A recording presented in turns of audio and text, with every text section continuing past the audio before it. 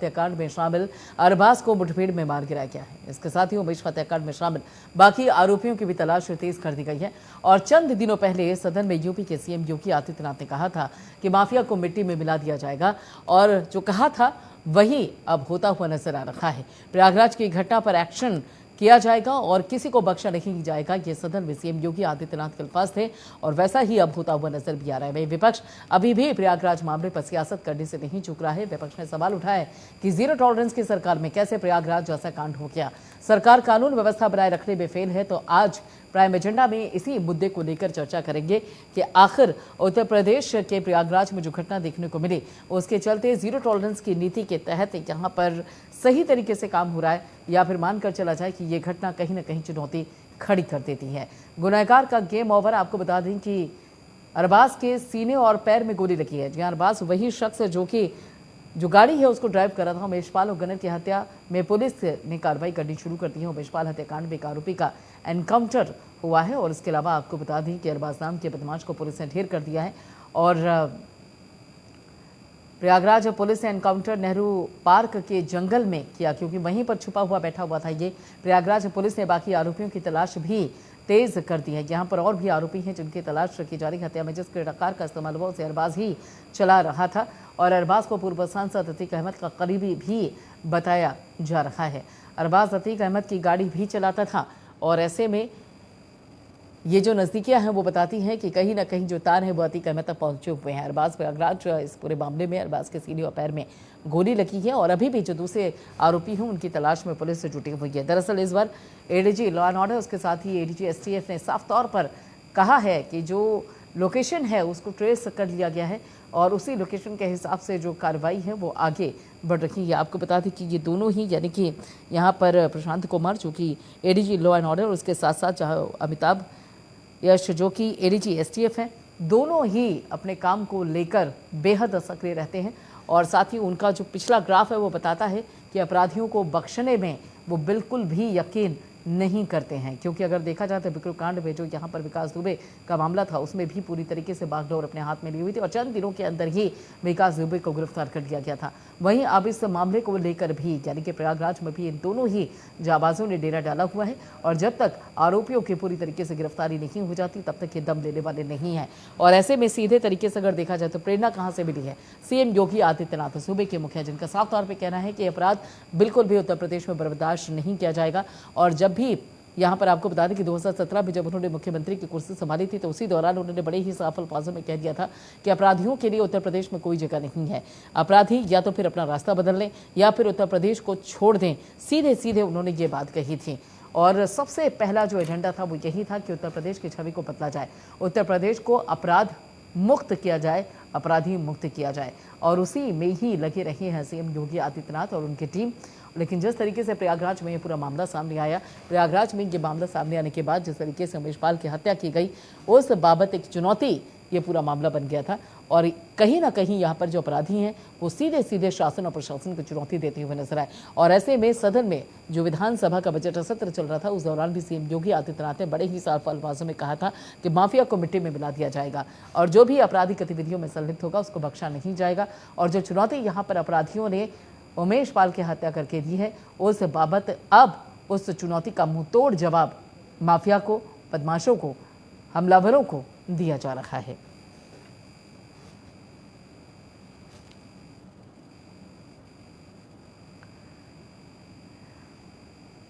तो आपको बता दें कि उमेशपाल हत्याकांड का आरोपी अरबाज पुलिस के साथ मुठभेड़ में ढेर हो गया है और उमेशपाल हत्याकांड में शामिल एक बदमाश यानी कि अरबाज जो कि क्रेटा गाड़ी को चला रहा था उसका एनकाउंटर कर दिया गया है। और अरबाज के साथ ही पुलिस की मुठभेड़ जब हुई तो बताया जा रहा है कि पुलिस के साथ अरबाज के धूमनगंज इलाके में नेहरू पार्क के पास मुठभेड़ हुई थी। उमेशपाल पर हमला करने के बाद अरबाज का जो चेहरा है वो भी सीसीटीवी कैमरे में सामने आ गया था।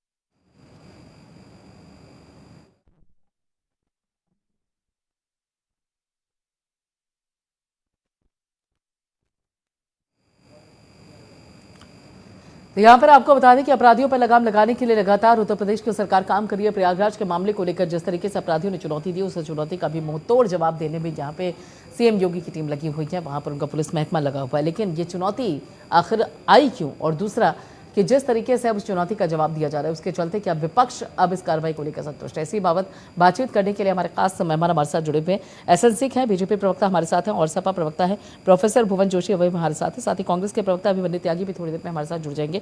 वेद भूषण पूर्व एसीपी, वो भी हमारे साथ है। बहुत बहुत स्वागत है आप सभी लोगों का इस चर्चा में शामिल होने के लिए। सबसे पहले यहाँ पर प्रोफेसर भुवन जोशी जी, देखिए अभी कल तक तो आप लोग सवाल उठा रहे थे कि काम नहीं हो रहा है, कार्रवाई नहीं हो रही है, एक्शन नहीं हो रहा है। आज तो यहाँ पे एक आरोपी ढेर हो गया है, कम से कम कुछ तो अब राहत महसूस की होगी आपने, कुछ हद तक तो जवाब मिला। देखिए, मैं आपसे कहना चाहता हूं, अगर हम आवाज ना उठाए तो हम लोग कमजोर विपक्ष है, हम ताकतवर विपक्ष है, इसीलिए आवाज उठाने का काम कर रहे हैं। और ये जिम्मेदारी बनती है लोकतंत्र का चौथा स्तंभ आपका और मुख्य विपक्षी दल समाजवादी पार्टी का, कि हम लोग वो जो घटनाएं घटे, चाहे वो आम व्यक्ति हो, जो उदाहरण हमने देखा कानपुर में, या फिर वो खास व्यक्ति हो जो हमने देखा इलाहाबाद में, ये दोनों घटनाएं बताने को काफी है कि जो बुलडोजर है उसके साइड इफेक्ट आने लग गए हैं। तो ये हमारा नैतिक दायित्व बनता था। 30 करोड़ की जनता ने बुलडोजर का साइड इफेक्ट कैसे हुआ? बुलडोजर का साइड इफेक्ट कैसे हुआ प्रोफेसर भुवन जोशी जी? जी, मैं समझाने की कोशिश करता हूँ आपको। बुलडोजर का साइड इफेक्ट ऐसा था कि पहले ये जो बुलडोजर है कोई जाति विशेष और धर्म विशेष पे चल रहा था, अब ये बुलडोजर गरीबों पे भी चल रहा है। कानपुर की घटना ने ये सिद्ध करके दिखाया। कानपुर मत जाइए, कानपुर देहात मत जाइए, प्रयागराज में रहिए फिलहाल। अब मुझे ये समझाइए सबसे पहले कि बुलडोजर का साइड इफेक्ट कैसे आ रहा है? अब जो जीरो टॉलरेंस की बात योगी सरकार कह रही थी कि माफिया सब अंत है, और ये दिन में आप ये देखिए, जो ये घटना हुई है ये रात्रि में अंधेरे में नहीं हुई है, दिन दहाड़े 4:30-5 बजे की घटना है, जब वहां का जो जनता है वो अपने आवागमन में लगी हुई थी, मार्केट में थी, दुकानें खुली हुई थी। तो ये घटना बताने को काफी है कि जीरो टॉलरेंस की नीति केवल हवाई है। ठीक है, मेरा जो विषय में आपने चर्चा चलाई है, मेरे को अपना विषय कंप्लीट कर लीजिए मैडम, ऐसे नहीं। ठीक है। जीरो टॉलरेंस की जो नीति ये खुलने का काम करा है, और जो आज आपने विषय चला है, हम ये कह रहे हैं सरकार आपकी है, अब आप पूर्ववर्ती सरकारों को 2 साल ऊपर बंद कर दीजिए। ये पहली सरकार नहीं है। 30 करोड़ उत्तर प्रदेश की महान जनता ने भारतीय जनता पार्टी को दोबारा अवसर दिया है, तो पूर्ववर्ती सरकारों को आप रोना बंद करिए, ये रोना अब चलेगा नहीं। ठीक है। अब आप यहाँ कोई घटना होगी तो विपक्ष के नाते हम भी प्रश्न करेंगे, आम जनता। देखिए भुवन जोशी जी, भुवन जोशी, जब भी हम मिले हैं ना किसी चर्चा में, तो हमने हमेशा यही कहा है कि देखिए विपक्ष का काम ही है कि अगर उसे सरकार के किसी कदम में गलती नजर आती है, खामी नजर आती है, तो आवाज बुलंद कीजिए। आपका काम भी यही है और आपका कर्तव्य भी यही है, और उसकी हम सराहना भी करते हैं। लेकिन मेरा सवाल तो दूसरा था। मेरा सवाल ये था कि देखिए अभी तक प्रयागराज में जो घटनाक्रम हुआ उसको लेकर, उमेश पाल की जो हत्या हुई उसको लेकर विपक्ष लगातार सवाल पूछ रहा था, लेकिन आज जिस तरीके से अरबाज का एनकाउंटर हुआ, उसको ढेर किया गया, कुछ हद तक तो जवाब मिला ना। मेरा सवाल ये था आपसे। मैं आपका जवाब देता हूँ। पहले तो जो आपने पहले भावना दी उसके लिए आपको मेरा प्रणाम, पहला तो उस विषय के लिए। दूसरा विषय मैं आपको बताना चाहता हूँ, जो आज जो एनकाउंटर हुआ है, हम ये कह रहे हैं सरकार आपकी है, आप दोषियों को सजा दीजिए, हमें कोई दिक्कत नहीं है, दोषियों को आप सजा दीजिए, एनकाउंटर हो कुछ हो, लेकिन न्याय मिलना चाहिए, चाहे वो गरीब व्यक्ति हो, कानपुर वाला, या यहाँ के ये व्यक्ति हो, अन्याय किसी के साथ नहीं होना चाहिए। इस भावना की लड़ाई को समाजवादी पार्टी लड़ेगी। ठीक है, मतलब आपने आज के एक्शन की आप सराहना कर रहे हैं। मैं इतना कहना चाहता हूँ, जो भी दोषी है उनको सजा मिलनी चाहिए। ठीक है, चलिए दबे हुए लहजे में सही, लेकिन तारीफ दिखाई दे रही है कि हाँ, आप जो आज काम हुआ, जिस तरीके से एक्शन हो रहा है, जिस तरीके से कार्रवाई हो रही है, उससे कुछ हद तक संतुष्ट है, लहजा आपका बता रहा है। एसएन सिंह जी, देखिए भुवन जोशी जी की एक बात में तो आप मानेंगे कि दम है कि ये होना नहीं चाहिए था। जिस तरीके से 2017 से लेके जब से मुख्यमंत्री बने हैं सीएम योगी आदित्यनाथ ने जब से वो कुर्सी संभाली है, लगातार उन्होंने यही कहा और बड़े ही साफ अल्फाजों में कहा, उसकी सराहना होनी चाहिए, तारीफ होनी चाहिए कि अपराधियों को या तो अपना रास्ता बदलना पड़ेगा या फिर उत्तर प्रदेश को छोड़कर जाना पड़ेगा। इतने सख्त लहजे के बाद, इतनी सख्त कार्रवाई के बाद, इतनी सख्त प्रबंधन के बावजूद भी प्रयागराज में अगर ये घटना होती है तो सीधे सीधे शासन को चुनौती है। देखिए प्रियंका जी, भारतीय जनता पार्टी हमेशा से कहती रही कि अपराध भी समाप्त होगा, अपराधी भी बदलेंगे, और समाजवादी पार्टी वाले भी मानेंगे कि ये पारदर्शी सरकार है, जिम्मेदार सरकार है, ईमानदार सरकार है, जीरो टॉलरेंस से काम करने वाली सरकार है। और स्वागत है आपके चैनल के माध्यम से। आज भुवन जोशी जी ने इस बात को स्वीकार, पहली बात। दूसरी बात मैं भुवन जोशी जी से कहूंगा कि भाई अपराध भी आपका, अपराधी भी आपके, हाउस में सवाल भी आपका, और जब उस पर कार्रवाई होती है तो तकलीफ भी आपका। ये कैसे लगा? आपने सवाल किया, मुख्यमंत्री जी ने कहा कि कोई भी हमारे कालखंड में कोई बचता नहीं जाता, क्योंकि घटनाएं किसी भी कालखंड में प्रियंका जी हो सकती हैं। भगवान राम के कालखंड में भी घटनाएं होती थी। जब समाज है तो समाज में अपराध है और अपराधी है। कृष्ण के कालखंड में भी होती थी और इनके कालखंड में भी होता है। लेकिन देखा जाता है कि सिर्फ नेतृत्व कितना ईमानदार है, या उस घटना को अंजाम देकर और लोगों की सरकार में लोग बहादुर बनते थे, हीरो बनते थे, लड़के सीखते थे, चौराहे पे गोली चलाने के बाद कहते थे हम दादा बन गए। हमारी सरकार ने ये बदला। लोग सीखते नहीं है, हीरो नहीं बनते, बहादुर नहीं बनते, बल्कि ये सीख जाती है अगर आप गलत कार्य करेंगे आपको परिणाम भुगतना पड़ेगा। ये बेसिक अंतर है प्रियंका जी। आपके जिम्मेदार चैनल पे ये बात कह रहा हूँ। पहले की सरकारों में भी घटनाएं होती थी और अभी की सरकार में भी जो घटनाएं हो रही है, दोनों में बेसिक अंतर है कि पहले जो घटनाएं होती थी उससे बहुत लोग बहादुर बनते थे, वो हीरो बनते थे, उनको माला पहनाया जाता था। लेकिन हमारी सरकार में घटना को अंजाम देने वाले को सबक सिखाया जाता है। देखिए ये सुरक्षा, देखिए कि सुरक्षा का भाव ही है, जनता सुरक्षित महसूस करती है। और आप भी मानते हैं कि 2022 के विधानसभा चुनाव में अगर बीजेपी को फिर से बहुमत मिला और बीजेपी फिर से सत्ता में आई तो उसका सबसे बड़ा कारण यही था कि सुरक्षा को लेकर ही उत्तर प्रदेश की जनता ने बीजेपी के कमल के फूल पर मोहर लगाई थी। आपने कहा कि पिछली सरकारों में भी अपराध होता था, इस सरकार में भी अपराध होता है, तो एक्शन होता है, उसकी तारीफ की जा रही है। लेकिन सवाल ये उठता है कि इस शासन काल में जनता इसकी उम्मीद नहीं करती है। आप उस बात को समझ रहे हैं? जनता उम्मीद नहीं करती इस तरीके के अपराधों की।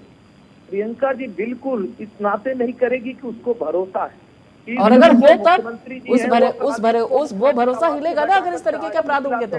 मुजफ्फरनगर के दंगा करने वाले को जेड श्रेणी की सुरक्षा दी जाती है। ये भारतीय जनता पार्टी की सरकार है। यहाँ अपराधियों को प्रियंका जी दंड देने का कार्य किया जाता, और इसी विधान के नाते आप देखी होंगी 66 महीने से ऊपर गुजर गए, उत्तर प्रदेश में कोई बड़ा अपराध नहीं हो रहा।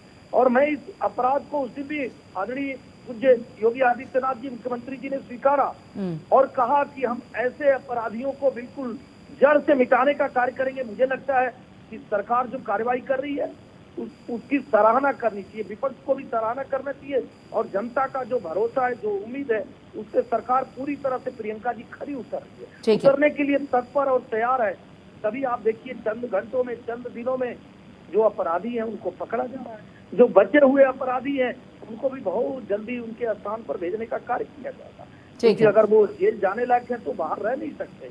ठीक है, अभिमन्यु त्यागी जी भी हमारे साथ जुड़े हैं। हसन सिंह जी, आपको थोड़ा सा यहाँ पे रोकूंगी मैं, अभी जुड़े हैं हमारे साथ, एक बार उनकी भी प्रतिक्रिया ले ले, फिर आती हूँ मैं आपके पास, फिर आऊंगी मैं आपके पास। कार्य करें तो इस सरकार में हीरो नहीं बनेंगे। ठीक है, अभिमन्यु त्यागी जी यहाँ पे कांग्रेस के प्रवक्ता हैं, बहुत बहुत स्वागत है सर। थोड़ा सा देर जुड़े हैं आप हमसे, लेकिन जो कार्रवाई हो रही है प्रयागराज के मामले को लेकर, उमेश पाल हत्याकांड को लेकर, अब जिस तरीके से एसटीएफ सक्रिय है, पुलिस महकमा जिस तरीके से सक्रिय है, आज एक आरोपी को ढेर कर दिया गया, एनकाउंटर हुआ है, उस बाबत कहीं ना कहीं तो आप महसूस कर रहे होंगे कि हाँ जो महकमा है वो काम कर रहा है, क्योंकि इससे पहले आप सवाल उठा रहे थे कि आखिर अभी तक एसटीएफ के हाथ खाली क्यों है।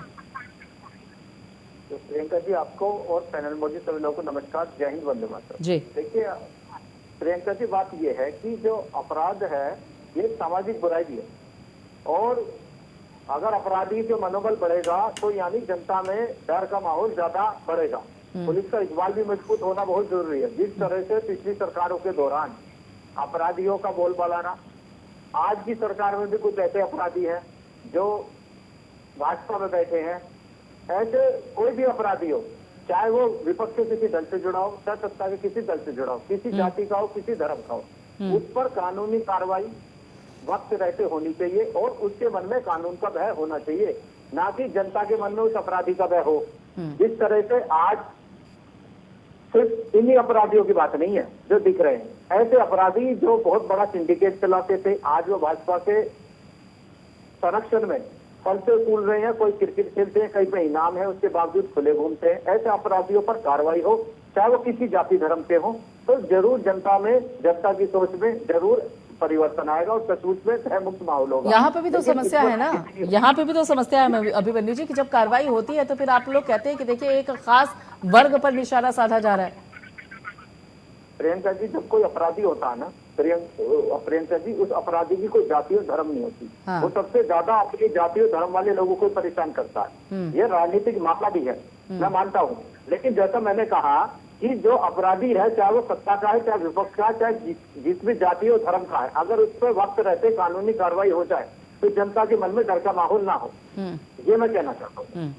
ठीक है, वेदभूषण जी भी हमारे साथ हैं, पूर्व एसीपी हैं। वेदभूषण जी, देखिए जिस तरीके से यहाँ पर सूबे के मुखिया हैं, उनका साफ तौर पे निर्देश है महकमे को कि अपराधियों को बख्शा नहीं जाएगा, और उस बाबत हमने देखा भी है कि जो एक सुरक्षात्मक माहौल होना चाहिए वो मिला भी है। लेकिन सवाल ये उठता है कि प्रयागराज में वो एक पॉश एरिया जहाँ पर दिन दहाड़े सरेआम सरेरा एक बाकायदा गाड़ी पहुँचती है और 44 सेकंड के अंदर अंदर उमेश पाल के हत्याकांड जो है उसको अंजाम दे दिया जाता है। क्या आपको लगता है कि कहीं कुछ इनपुट मिलने में कमी रह गई, कहीं कुछ ऐसी कमी रही जिसके चलते ये पूरा घटनाक्रम हो गया?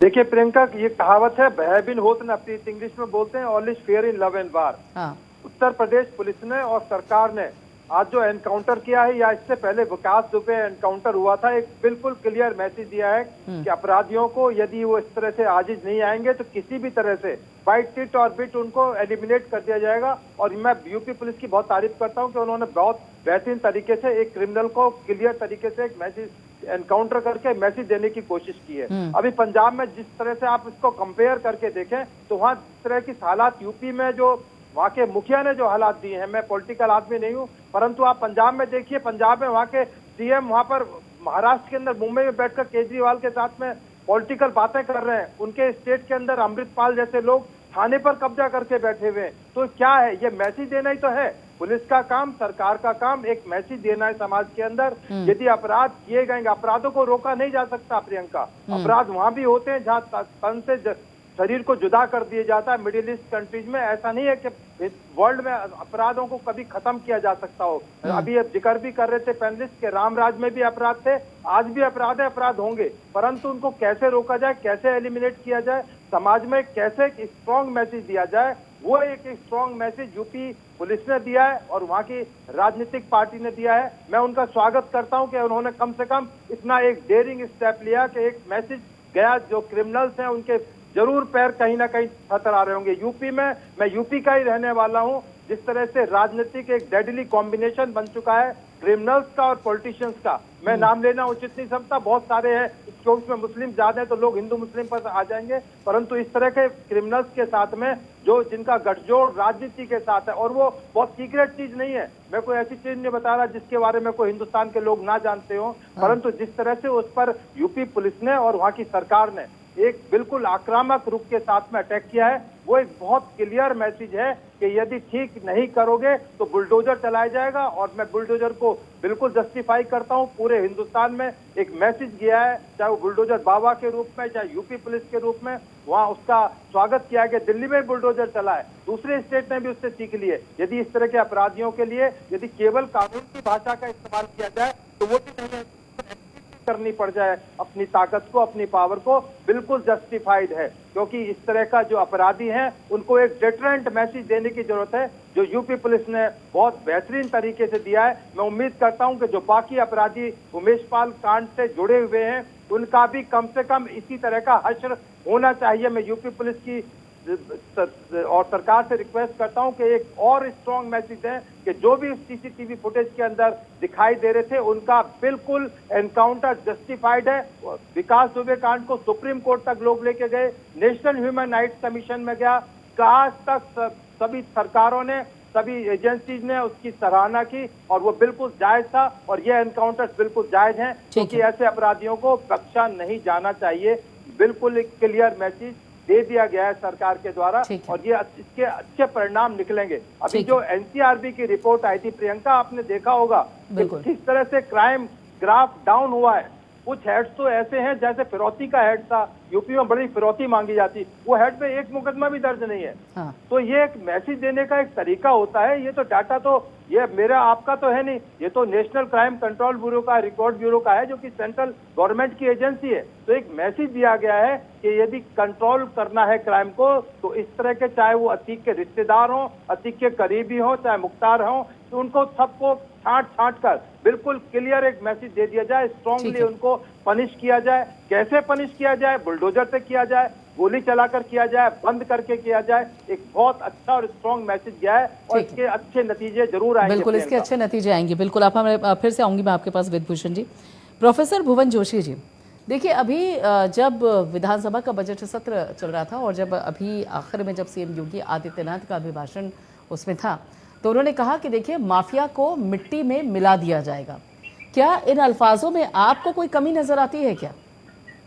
नहीं, बिल्कुल मुझे कमी नजर इसलिए आती है क्योंकि मुझे लगता है वो लोग भी माफिया है जिन्होंने वो गरीब बेटा बेटी को मार दिया। मैं वेट कर रहा हूँ और पूरी पार्टी, नहीं सुनिए मेरी बात, ये बहुत गंभीर विषय में कहना चाह रहा हूँ। हम लोग वेट कर रहे हैं कि उन अधिकारियों पे बुलडोजर की कार्रवाई कब होगी, कब बुलडोजर चलेगा, कब उनकी संपत्ति जब्त होगी। वो भी अपराधी है। गरीब आदमी को अगर उन्होंने मार दिया, माँ बेटी की हत्या कर दी, तो उन पर भी कब कार्रवाई करेगी योगी सरकार? ये भी हमारा प्रश्न है। देखिए एक मिनट भुवन जोशी जी, उनपे बुलडोजर चलेगा क्या? बुलडोजर की कार्रवाई होगी क्या? ये बुलडोजर देखिए भुवन जोशी जी, यहाँ पे जो सांसद है सपा के शफीकुर रहमान बर्क, उन्होंने कहा, उनका बयान है बाकायदा हमारे पास भी है और आपने भी सुना ही होगा, उन्होंने कहा कि देखिए जो सदन में सीएम योगी आदित्यनाथ ने कहा कि माफिया को मिट्टी में मिला दिया जाएगा, इसमें उनका घमंड नजर आता है, इसमें उनका गुरूर नजर आता है।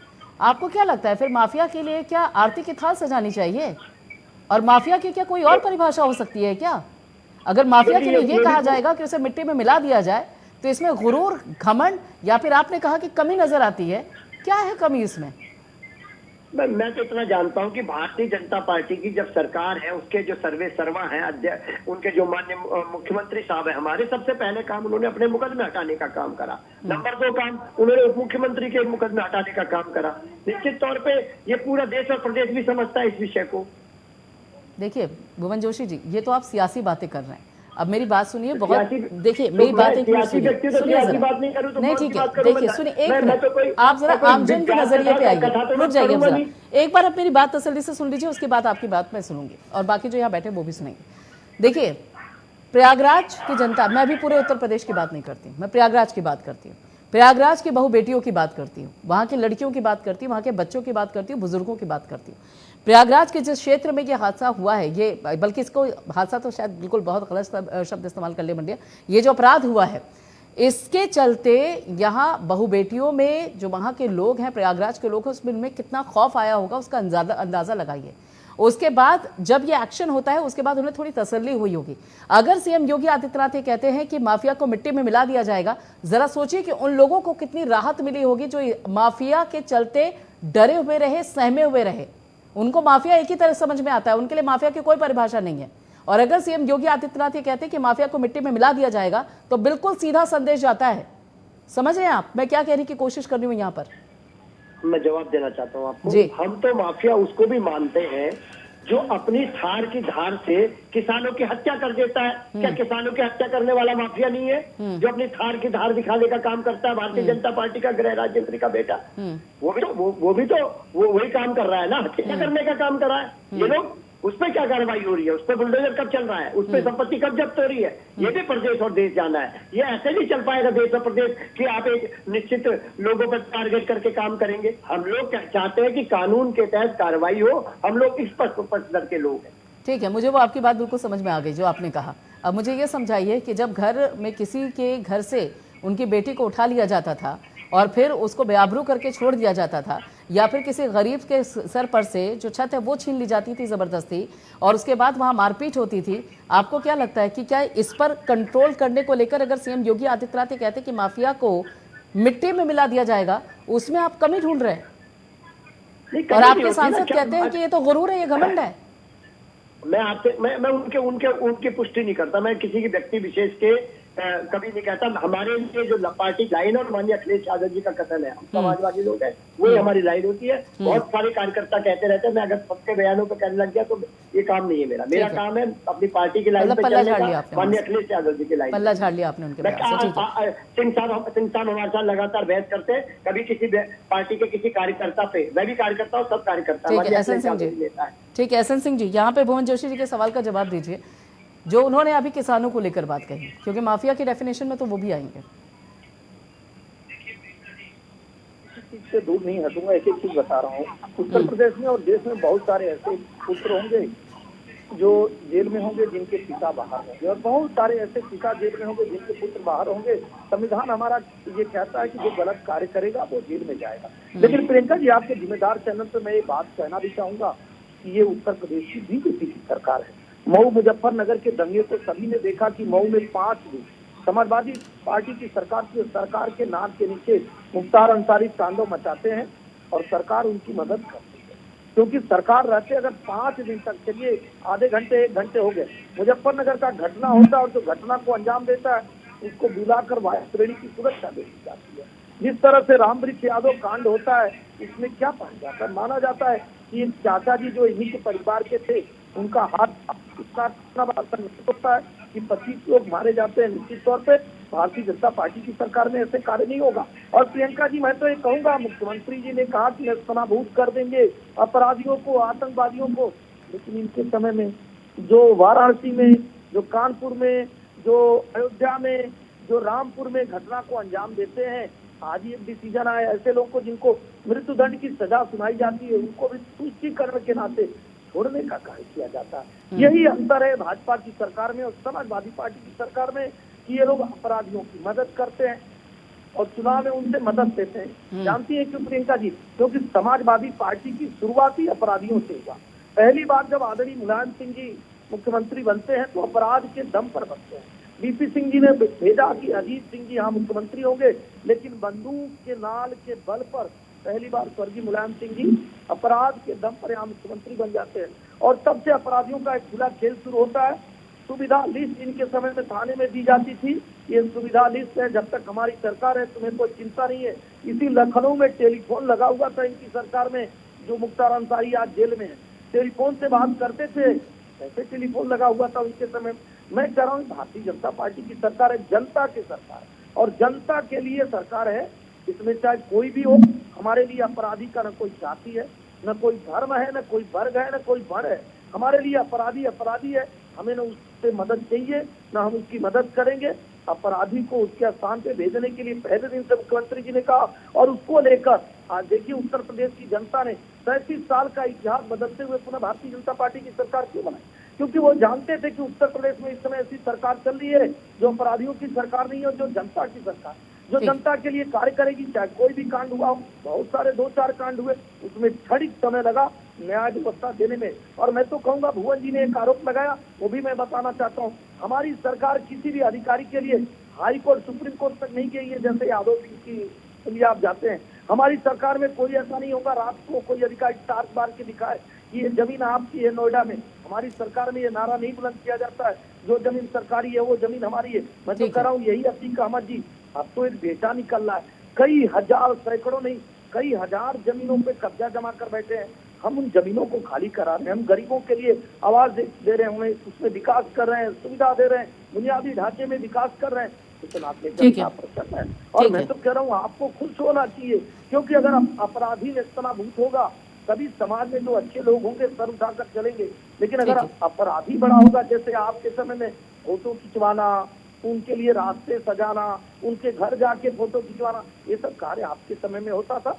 भारतीय जनता पार्टी की सरकार में अपराधी की कहीं और जगह। ठीक है, जोशी जी जवाब दीजिए, उसके बाद अभिमन्यु जी का और वेदभूषण जी का रुक करूँ। मैं एक उदाहरण देता हूँ सिंह साहब को। अभी एक चुनाव हुए थे एमएलसी के, एक कैंडिडेट थे इनके डॉक्टर पटेल, बनारस से आपके एमएलसी के कैंडिडेट थे, वो चुनाव हार गए। और जब चुनाव हार गए तो चैनल में मेरे साथ आए, वो कह रहे थे, योगी सरकार की बात बता रहा हूँ मैं आपको, और इन्हीं के कैंडिडेट कह रहे थे, वो कह रहे थे एक माफिया ने मुझे चुनाव हरा दिया, एक माफिया ने मुझे चुनाव हरा दिया। क्या कहेंगे भारतीय जनता पार्टी के लोग? और उनका नाम भी मैं खोल दूं क्योंकि मैं डरता वरता किसी से नहीं हूँ। ब्रजेश सिंह जी उनका नाम है, वो बोल रहे थे इस माफिया के चक्कर में मैं चुनाव हार गया। ये आरोप मैं नहीं लगा रहा, समाजवादी पार्टी नहीं लगा रही, ये आरोप लगा रहे एमएलसी के कैंडिडेट भारतीय जनता पार्टी। ठीक है, जवाब तो दीजिए। माफिया कैसे ब्रजेश सिंह? एहसन सिंह जी।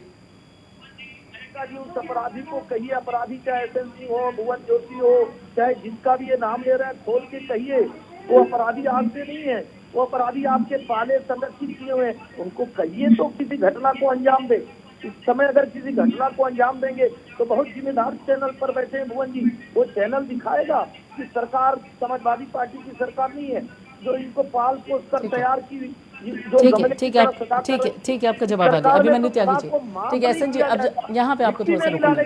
ठीक है, आपका जवाब आ गया, आपका जवाब आ गया। एहसन सिंह जी, आपका जवाब आ गया, थोड़ा सा रुकिए। अभिमन्यु त्यागी जी, देखिए, आप चाहे यूपी की जनता को कुछ भी समझाएं, कहिए उनसे कि देखिए अपराध बढ़ रहा है, महिलाएं सुरक्षित नहीं है, बच्चे सुरक्षित नहीं है, बुजुर्ग सुरक्षित नहीं है, लेकिन ये जो ताबड़तोड़ एक्शन हुआ है ना कि शुक्रवार को उमेश पाल हत्याकांड होता है और उसके बाद सोमवार को जो एक आरोपी है उसका एनकाउंटर हो जाता है, जनता को ये भी दिखाई देता है, कुछ भी कह लीजिए, उनको आंखों से दिखाई देता है कि क्या काम हो रहा है, किस तरीके से एक्शन लिया जा रहा है।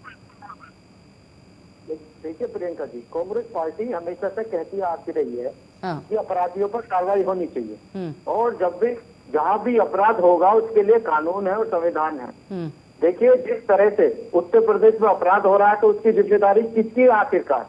माननीय योगी आदित्यनाथ जी की है। ठीक है, अपराध पर अगर लगाम लग रही है या अपराधियों पर एक्शन हो रहा है तो उसके लिए सराहना भी करेंगे ना। मैं अपनी बात कंप्लीट कर लूं, और अगर कहीं अपराध हो रहा है और उस पर कार्रवाई होनी चाहिए, कांग्रेस पार्टी हमेशा से मांग करती है। अभी कानपुर की घटना हुई, अग्निकांड की घटना हुई, उन लोगों को बचाया गया, वहाँ बुलडोजर चलना चाहिए था।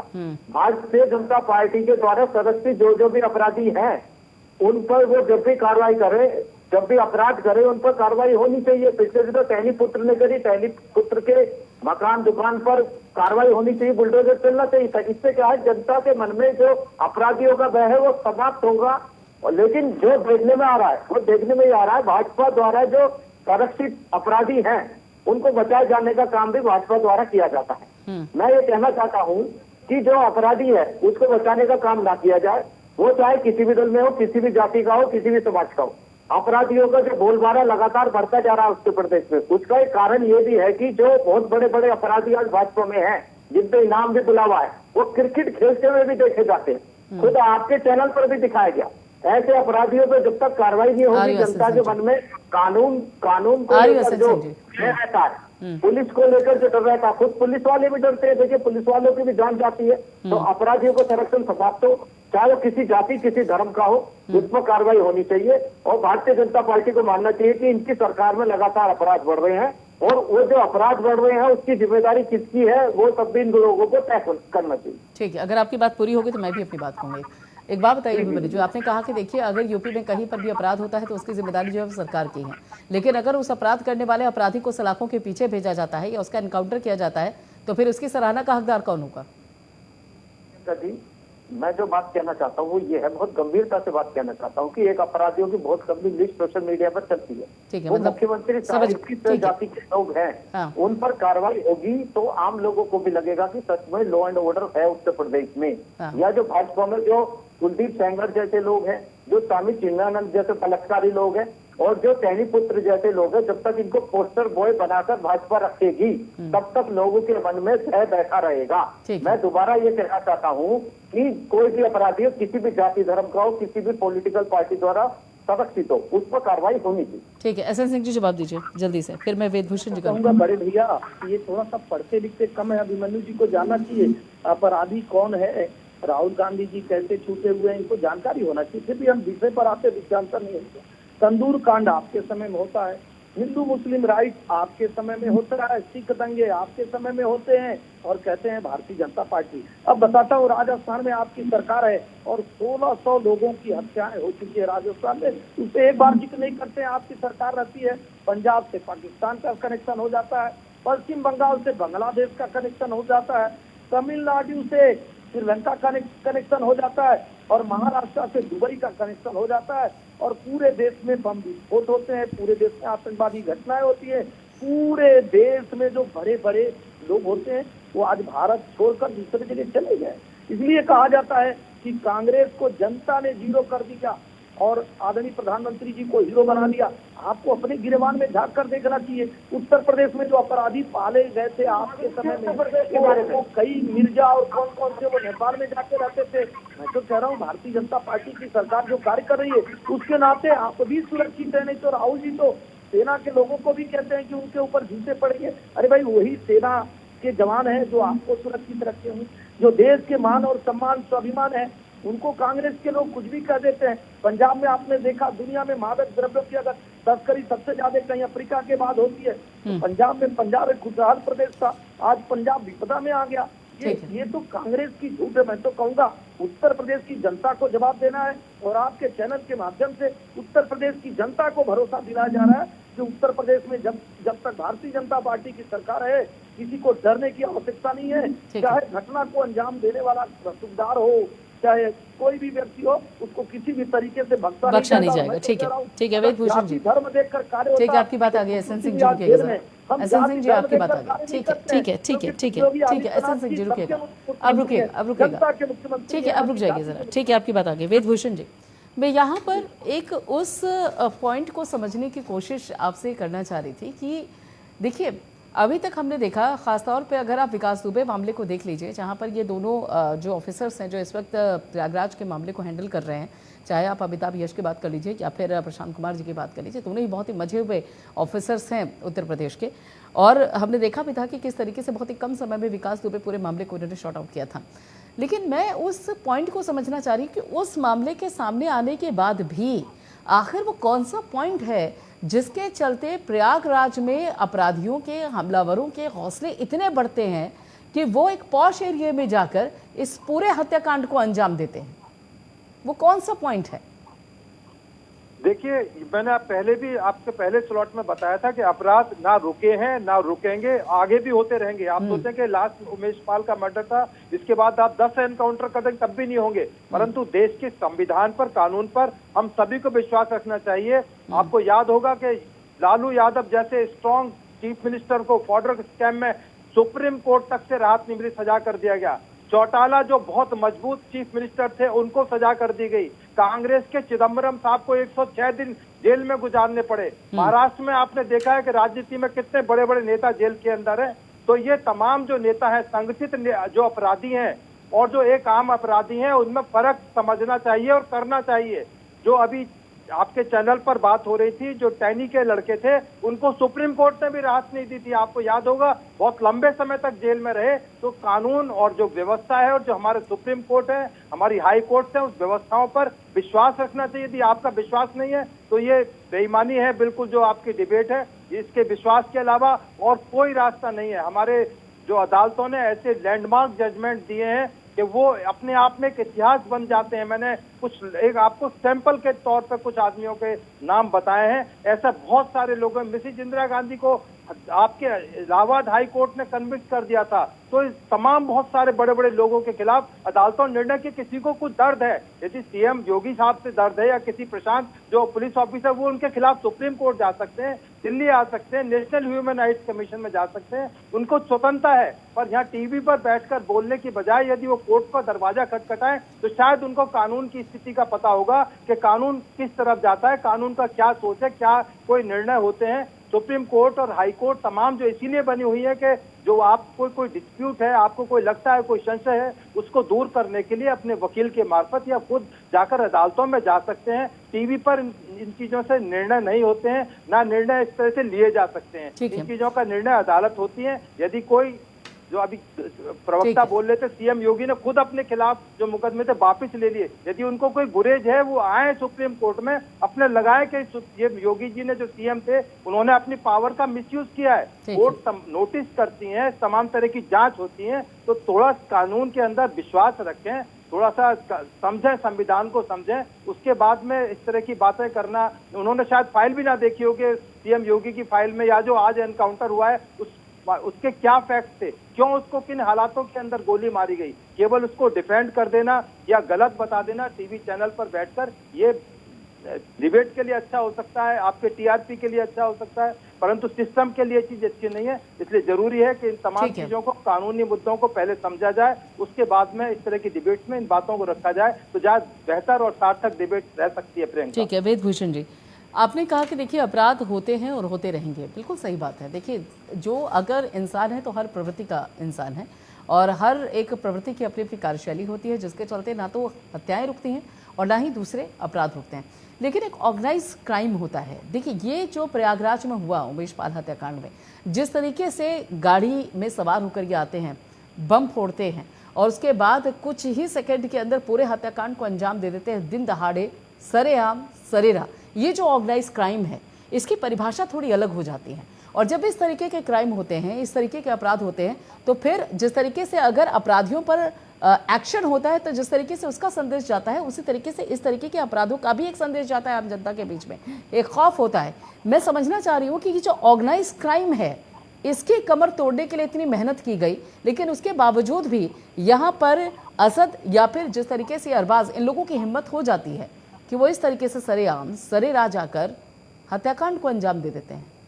यहाँ पर मैं इस पॉइंट को समझने की कोशिश करूँ कि आखिर ऑर्गेनाइज क्राइम की इतनी हिम्मत कैसे होती है। हाँ, संगठित जो अपराध है जिनका मैं पहले भी जिक्र कर रहा था, हाँ। उसमें कुछ ना कुछ पॉलिटिकल बैकअप होता है, राजनीतिक लोगों यही पॉइंट, बिल्कुल यही मैं आपसे जानने की कोशिश यूपी उसके लिए बहुत अच्छी तरह से जाना जाता है कि वहाँ पर किस तरह से लोगों को एक संरक्षण दिया जाता रहा है, चाहे किसी भी सरकारों में, किस सरकारों के डिबेट में नहीं जाता, परंतु ये बिल्कुल अब क्लियर हो चुका है कि बहुत लंबे समय तक यूपी के अंदर, खासतौर से यूपी के अंदर, मैं यूपी का नाम बार बार ले रहा हूँ, दिल्ली का, हरियाणा का नाम नहीं ले रहा हूँ, उनको काफी हद तक एक पॉलिटिकल, उनको एक शरण मिलती थी, उनको पैसा मिलता था, उनको हर तरह की फैसिलिटीज, उनको वीआईपी ट्रीटमेंट मिलता था। मैं नाम फिर लेना ठीक नहीं समझूंगा क्योंकि आपको भी पता है बहुत सारे लोगों को किस तरह से अभी एक आपके जेल के अंदर वो उनकी पत्नी जाके मिलती थी। मैंने उसमें आपके चैनल पर डिबेट की थी कि किस तरह से उनकी पत्नी जेल में जाती थी, उनके पिताजी की जब जेल में थे तो उनकी पत्नी ऐसे जाती थी जैसे घर में जा रहे हो। तो ये तमाम चीजें कहीं ना कहीं पॉलिटिकली कनेक्टेड है।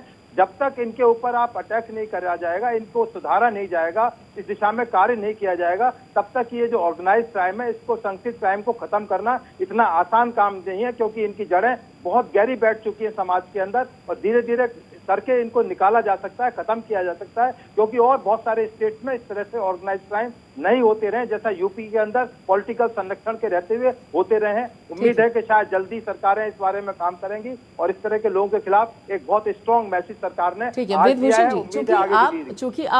चूंकि आप जानते हैं यहाँ पर ऑर्गेनाइज क्राइम को, इसकी परिभाषा को, उसकी कार्यशैली को अच्छे से समझते हैं, तो क्या आपको लगता है, मैं आपका अनुभव यहाँ पे जानना चाह रही थी कि ये जो प्रयागराज में उमेश पाल हत्याकांड हुआ, जिस तरीके से पूरी गतिविधियां हुई, जिस तरीके से आए, बम फोड़ा, उसके बाद कुछ सेकंड्स के अंदर हत्याकांड को अंजाम दिया, क्या इसमें आपको लगता है कि कोई सियासी शय है? आपके अनुभव के हिसाब से जानना चाह रही थी मैं। बिल्कुल, उनका नाम ही अतीक के साथ जुड़ा हुआ है। हाँ। अतीक कोई आम अपराधी तो है नहीं, जिस तरह से उनके खिलाफ क्रिमिनल उनकी हिस्ट्री है, उनका बेटा है, वो तमाम तरह के उनके पास में .32 बोर की पिस्टल मिली है, उसके पास से 120 क्रिमिनल कॉन्स्पिरेसी के अंदर वो शामिल है, उसमें सीसीटीवी फुटेज के अंदर दिखाई दे रहे हैं और तमाम कार उनके पास मिली हुई है, रिकवरी हुई है। तमाम चीजें, आम आदमी के पास तो कार नहीं हो सकती, .32 बोर का एक आम आदमी के पास पिस्टल नहीं हो सकती। तो ये संगठित है, कहीं ना कहीं इनको पॉलिटिकल और राजनीतिक संरक्षण है, इसलिए तो इस तरह के क्राइम बढ़ रहे हैं, इसलिए यानी कि राजनीतिक संरक्षण है। ठीक है, ठीक है। प्रोफेसर भुवन जोशी जी, देखिए अभी कह रहे थे वेदभूषण जी कि अगर आपको लगता है कि जो सूबे के मुखिया हैं उन्होंने धाराएं हटा ली हैं, तो देखिए संविधान है, कोर्ट है, कचहरी है, जाइए वहाँ पे शिकायत दर्ज करवाइए, वहाँ पर जो भी है आपकी समस्या उसे बताइए, कहिए कि देखिए इस तरीके से हुआ, ये नहीं होना चाहिए, सुनवाई होगी। फिर क्यों नहीं उस तरफ कदम बढ़ाते हैं आप?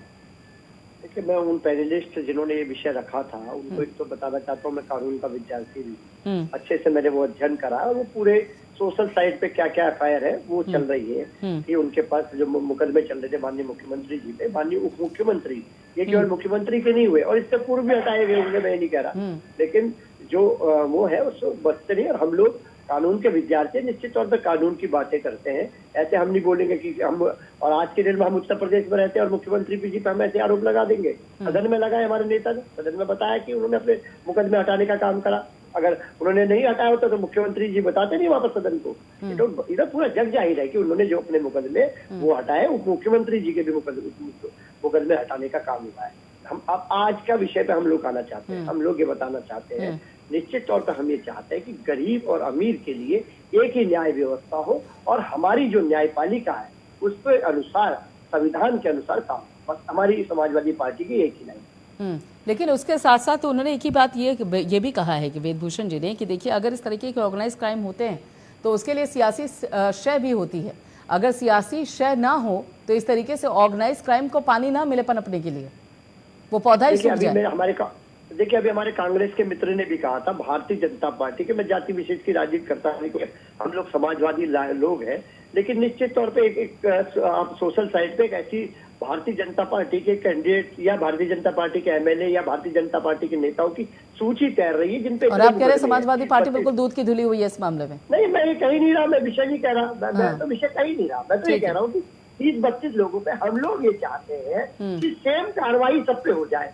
जो गरीब पे हुई है, जिन्होंने एक माता और बेटी को मरने को विवश कर दिया, उन अधिकारियों पे भी हो जाए कार्रवाई हुई। वो भी तो वो क्या एक गरीब लोग, तो उसके बाद जब इरफान सोलंकी पे कार्रवाई होती है या फिर दूसरे जो समाजवादी पार्टी के नेता है, जब उनका नाम सामने आता है, जब वहाँ पे कार्रवाई होती है, तो फिर तकलीफ क्यों होती है? मेरी बात तो सुनिए, वो जेल में है, कानून अगर उन्होंने गलत किया होगा उनको सजा देगा, और कानून नहीं होगा तो बरी हो जाएंगे। अब उस विषय पे नहीं आ रहे हम लोग, तो ये लड़ाई लड़ने का काम कर रहे हैं। वो जो माँ बेटी थे कानपुर के, वो गरीब व्यक्ति होने से वो ऐसा अन्याय क्यों हो रहा है कि जो अधिकारी थे उनके पिता, जो पुत्र किसके थे वो सरकार को नहीं पता। जो एफआईआर हुई है, मैं आपको बताना चाहता हूँ, उसमें वो पिता का नाम नहीं है। क्या सरकार को, सरकार के अधिकारियों के पिता का नाम नहीं पता है? वो कैसे उसमें वो बिना नाम के कर लिया एफआईआर? ये भी तो विषय है, ये विषय नहीं है क्या? तो क्या जब सरकार के पास अपने सरकारी अधिकारियों के आंकड़े नहीं है, वो नाम पिता के नाम से कर दिया, या वो बिना पिता की औलाद होंगी, ऐसा हो सकता है? भाई उनका नाम ही नहीं पता है, उनके बिना पिता के होंगे, ऐसा हो सकता है कि क्या रच रहे वो लोग, अधिकारी लोग। तो निश्चित तौर पे ये भी एक विषय है। गरीब, हमारी लड़ाई तो सबसे कमजोर, सबसे आखिरी पंक्ति में खड़े व्यक्ति की लड़ाई को समाजवादी पार्टी लड़ती। एसएन सिंह जी, सियासी शय जो होती है उसका एक बहुत बुरा नतीजा आता है ये ऑर्गेनाइज क्राइम। और जिस तरीके से अभी कह भी रहे थे, अगर आप प्रोफेसर भुवन जोशी की बात सुन रहे हो तो उनका एक तरीके से कहीं ना कहीं, और सिर्फ वही क्यों बल्कि कई विपक्षी दलों का कहना ये है कि देखिए, बीजेपी में जाइए, आप गंगा से स्नान कर चुके होते हैं, सारे अपराधी वहां पर एकदम खरे साधु संत हो जाते हैं। ऐसा क्यों है भाई? सबके लिए रखिए ना फिर नियम। देखिए, अच्छी बात इन्होंने कहा, कानून की पढ़ाई में है, लेकिन समाजवादी पार्टी की भी पढ़ाई में। समाजवादी पार्टी के ही आजम खान भी होते हैं जो वहीं के 82 लोग उनके खिलाफ मुकदमा दर्ज कराते हैं। भारतीय जनता पार्टी के नहीं कराते कि भाई इनकी जब सरकार थी तो जबरदस्ती हमारी जमीन कब्जा करेंगे। पारस यादव इनके समय में थे, रमाकांत यादव इनके समय में थे, अंगद यादव इनके समय में थे, और आप देखी होंगी 80 में से 63 रिजल्ट निकलता है तो एक ही जाति के लोग हो जाते हैं, जाति का कार्य करते हैं। इनकी सरकार में देवरिया जिला का मदनपुर थाना लूट किया जाता है, वहाँ एसपी इमरान रहते हैं। मुख्यमंत्री आवास से पूछा जाता है कि इसके बीच में घटना हुई है, पता चलता है कि ये घटना फला फला के बीच में हुई है, उसमें समाजवादी पार्टी के लोग हैं। उन्होंने कहा कोई एफआईआर दर्ज नहीं होगा, इस घटना को सुलझाई।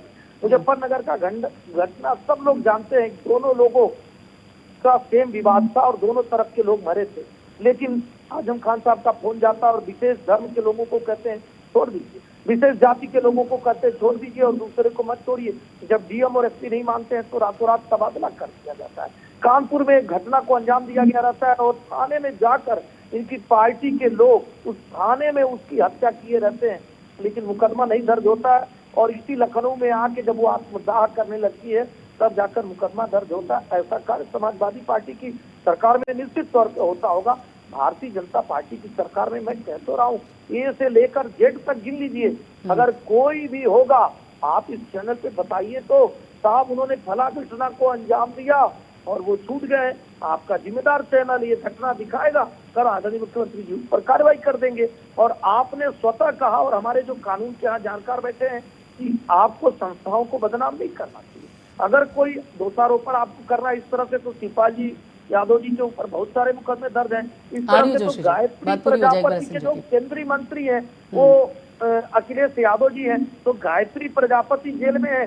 खनन के जो 40 पट्टे ऐसे ही दे दिए थे तो उसमें तो अखिलेश जी को जेल में होना चाहिए। नहीं, जो गुनाह करता है वो जेल में होता है, ऐसा ही होता है, इसको स्वीकारना होगा।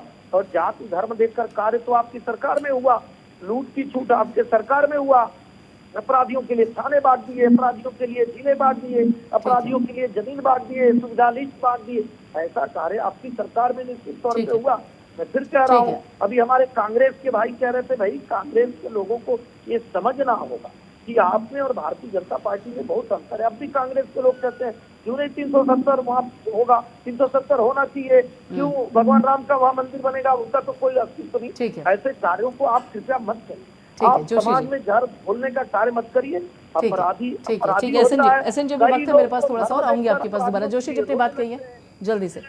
देखिए हमारे भारतीय जनता पार्टी कह रहे थे मुजफ्फरनगर में, पूरा देश और प्रदेश जानता है कि मुजफ्फरनगर में कांड में केवल दोषी इनके विधायक हुए और उनकी सदस्यता भी चली गई और उनकी पत्नी को भी चुनाव हराने का काम इस प्रदेश की जनता ने करा खतौली में। नंबर 2 विषय पे हमारे नेता माननीय अखिलेश यादव जी ने कहा है, जो ये कह रहे थे कि एक निश्चित वर्ग के लोगों को वहां परीक्षा पास करा दी या इस तरह का जो विषय कह रहे हैं, मैं इनसे कहना चाहता हूँ माननीय अखिलेश यादव जी ने सदन में कहा, सदन नेता माननीय मुख्यमंत्री से, कि वो पटल पे क्यों नहीं उसकी रिपोर्ट रख देते और क्यों नहीं उनको कानून के तहत उनको सजा दिला देते।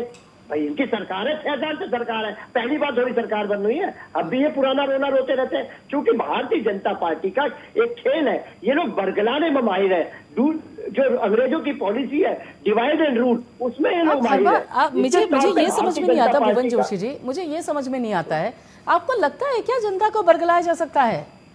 बिल्कुल बरगलाया। उत्तर प्रदेश मतलब आप अगर 2012 में अगर आप सत्ता में आए तो जनता को बरगला के सत्ता में आए थे क्या? देखिए मैं आपको बताना चाहता हूँ, माननीय मुख्यमंत्री जी जो संवैधानिक पद पे बैठा है, मेरे पीछे संविधान की किताब है, मैं आपको दिखा दूंगा, जो कि हमें आज्ञा नहीं देता कि इस बड़ी अजीब बात है ये, बड़ी अजीब बात है। मतलब आप सत्ता में आए तो आप सही तरीके से आए हैं, दूसरा कोई सत्ता में आता है तो जनता को बरगला के आता है। बिल्कुल इलॉजिकल लगती है ये बात। अभिमन्यु जी, अगर देखा जाए तो जिस तरीके से एक इमेज क्रिएट हो रही है उत्तर प्रदेश में, योगी सरकार माफिया को लेकर जिस तरीके से काम करती है, या फिर ये एक मैसेज देने की कोशिश करती है कि माफिया या फिर अपराध बर्दाश्त नहीं किया जाएगा, इसका जो संदेश है वो दूर तक जाएगा, दूर तक यानी कि 2024 तक। जो संदेश किया था वो कानपुर में जा चुका है। 2 महिलाओं की मृत्यु हुई आगजनी के बाद। तो कानपुर का इंसिडेंट जो है गूगल कर ले, बहुत देश में नहीं विदेश तक के लोगों ने देखा है और उन लोगों को बुलडोजर नहीं चला है। लेकिन आज चूंकि डिबेट का टॉपिक जो है वो जिन अपराधियों के लिए है उन पर कार्रवाई हो, साथ में इन पर राजनीति भी ना हो इन मुद्दों पर, क्योंकि मामला ये तो कोर्ट का, पुलिस का है, प्रशासन का है, इन पर कार्रवाई होनी चाहिए ना। मुझे लगता है कि तो बहुत लंबी डिबेट संभव है, लेकिन मैं देखिए कहना चाहता हूँ, बहुत गंभीरता के साथ कहना चाहता हूँ कि अपराधियों का संरक्षण नहीं होना चाहिए और सत्ता द्वारा जो पाले जाते अपराधी हैं उनको नहीं पालना चाहिए और उन पर कानूनी कार्रवाई होनी चाहिए, चाहे वो किसी भी जाति से हो, किसी भी धर्म से हो, किसी भी समाज। ठीक है, यानी कि आपका साफ तौर पे यही कहना है कि जो अपराधियों पर है उस पर लगाम लगनी चाहिए। देखिए सबसे अहम चीज़ तो यह है कि आपने अभी कहा कि विपक्ष का काम होता है, विपक्ष का सबसे बड़ा काम है कि अगर कहीं पर भी उसको लगता है कि सत्ता पक्ष सही नहीं है या फिर वहां पे कोई फैसला गलत है तो उस बाबत सड़कों पर आए। मेरा सवाल यह है कि आखिर अपराध या अपराधीकरण को लेकर या इस तरीके के मामलों को लेकर आखिर कांग्रेस कितना सक्रिय नजर आई है उत्तर प्रदेश की जमीन पर सिर्फ चुनावी मौसम में? देखिए प्रियंका जी, हाथरस की घटना हुई थी, एक दलित समाज की बेटी का बलात्कार हुआ, रात को इसका अंतिम संस्कार किया गया। बिल्कुल, उस वक्त तारीफ भी हुई थी कांग्रेस की, जिस तरीके से सड़कों पर उतरी थी कांग्रेस, उस बाबत तारीफ भी हुई थी। मिर्जापुर की घटना हुई, वहाँ कांग्रेस पार्टी पहुंची। कुलदीप सेंगर पे भी इसी तरीके का आरोप था, पीड़ित परिवार की घर की लड़की को कांग्रेस पार्टी ने टिकट दी। इसी तरह वो तमाम घटनाएं हुई। एक घटना हुई आदिवासियों के ऊपर गोलियां चलाई गई उनकी जमीन कब्जाने के लिए, कांग्रेस पार्टी वहां भी पहुंची। तो बात यह है कि दुख दर्द में बैठने का काम विपक्ष का है, लेकिन सरकार ने इसी तरह लखीमपुर खीरी में घटना हुई, किसानों के ऊपर मंत्री पुत्र सैनिक पुत्र ने गाड़ी चढ़ा दी, उनका नरसंहार करा। फिर उसी मुद्दे पे आ गए। चलिए ठीक है, फहरिस्त आपके पास बहुत लंबी है, लेकिन अगर देखा जाए तो यहाँ पर अगर जिस तरीके से फिलहाल प्रयागराज के मामले को लेकर सरकार एक्शन ले रही है, महकमा एक्शन ले रहा है, उसके चलते भी संदेश दूर तक जाने वाला है। फिलहाल बहुत बहुत शुक्रिया आप सभी मेहमानों का इस चर्चा में शामिल होने के लिए, अपना कीमती वक्त देने के लिए। फिलहाल इस चर्चा में इतना ही, बाकी खबरों के लिए आप जुड़े रहिए प्राइम न्यूज के साथ। एनकाउंटर किया गया, अरबाज नाम के बदमाश का एनकाउंटर हुआ है, जानकारी मिल रही नेहरू पार्क के जंगल में यह एनकाउंटर हुआ है और अभी एसओजी और जनपद पुलिस ने एनकाउंटर को अंजाम दिया है। अस्पताल